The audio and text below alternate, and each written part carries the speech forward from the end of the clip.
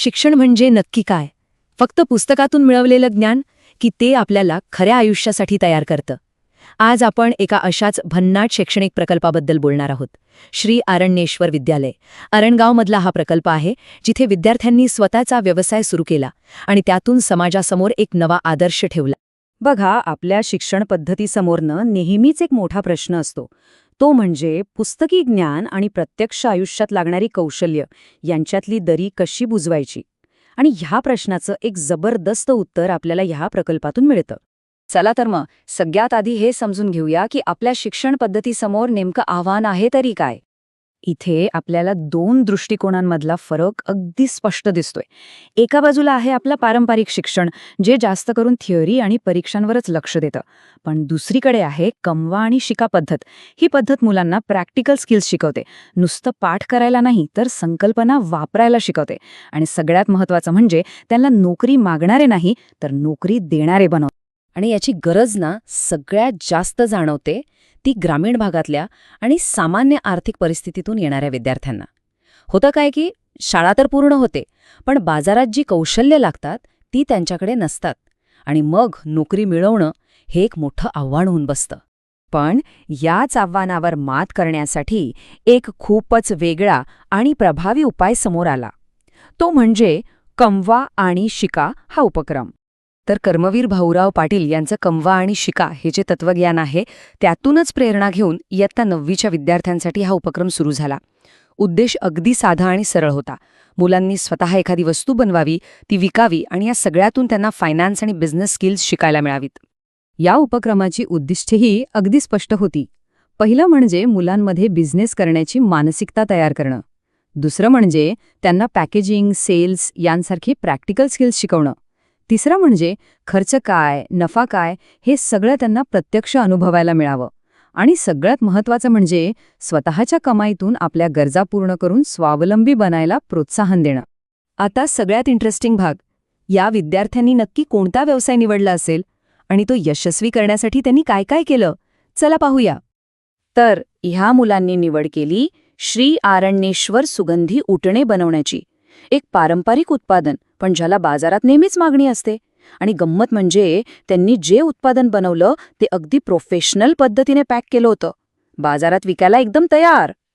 आणि हे सगळं काही उगाच नाही झालं. यामागे एक प्रॉपर प्लॅनिंग होतं. सगळ्यात आधी मुलांना उद्योजकता म्हणजे काय हे समजावून त्यांना मोटिवेट केलं. मग कच्चा माल आणून प्रॉडक्ट बनवलं. त्यानंतर त्याचं अचूक वजन करून प्रोफेशनल पॅकेजिंग केलं. इतकंच नाही तर ग्राहकांशी कसं बोलायचं याचं ट्रेनिंगही दिलं. आणि शेवटी रोजची विक्री, खर्च आणि नफा या सगळ्याचा हिशोब ठेवला. हे बघा, हे काही फक्त कागदावरचं प्लॅनिंग नव्हतं बरं का. विद्यार्थी चक्क वर्गात बसून स्वतःच्या हातांनी पॅकेजिंग करत होते. आणि फक्त तेवढंच नाही, तर त्यांनी आपल्या प्रोडक्टसाठी एक प्रोफेशनल ब्रँड ओळखसुद्धा तयार केली होती. आणि हा अनुभव अगदी खरा वाटावा म्हणून सगळी साधनंसुद्धा प्रोफेशनल वापरली गेली.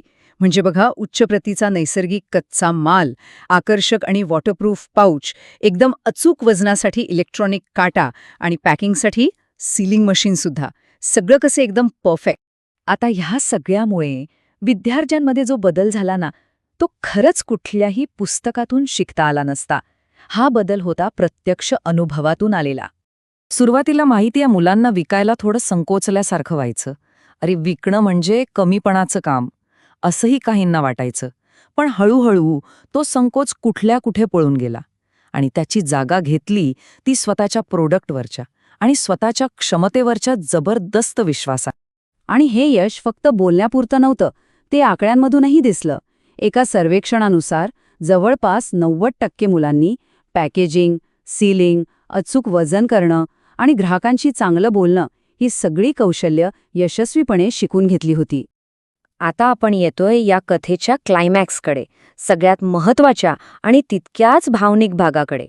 म्हणजे या प्रकल्पातून पैसे किती मिळाले आणि त्या पैशांचं पुढे काय झालं हे पाहूया. तर ह्या मुलांनी त्यांच्या प्रोडक्टचे तब्बल 900 पॅकेट्स विकले आणि सगळा खर्च वजा करून त्यांना निव्वळ नफा झाला 7,200 रुपये. ही होती त्यांच्या कष्टाची खरी कमाई. पण खरा प्रश्न हा आहे की ह्या नफ्याचं त्यांनी पुढे काय केलं. ऐका, ह्या मुलांनी आपल्या नफ्यामधले 3,200 रुपये एका अशा कामासाठी दिले ज्यामुळे त्यांच्या या संपूर्ण प्रवासाला एक वेगळाच अर्थ मिळाला. त्यांनी जे केलं ते ऐकून खरंच खूप छान वाटेल. आपल्या कष्टाच्या कमाईतून त्यांनी स्थानिक ऊसतोड मजुरांची मुलं आहेत ना, जी खूप कठीण परिस्थितीत राहतात, त्यांच्यासाठी गरम कपडे विकत घेतले आणि स्वतः जाऊन त्या मुलामुलींना वाटले. आणि या एका कृतीतून त्यांनी एक खूप मोठा संदेश दिला, जो या संपूर्ण प्रकल्पाचं सार आहे. तो म्हणजे शिक्षण आणि व्यवसाय हे सामाजिक बदलाचे खूप मोठं साधन आहे. त्यांनी हे सिद्ध करून दाखवलं की बिझनेस फक्त नफा कमावण्यासाठी नसतो, तर त्यातून समाजातील गरजू लोकांना मदतही करता येते. ही सगळी गोष्ट ऐकल्यावर एक प्रश्न मनात नक्की येतो. असे प्रकल्प आपल्या शाळांमधून, आपल्या परिसरात राबवले जाऊ शकतात का? खरंच यावर विचार करायला हवा.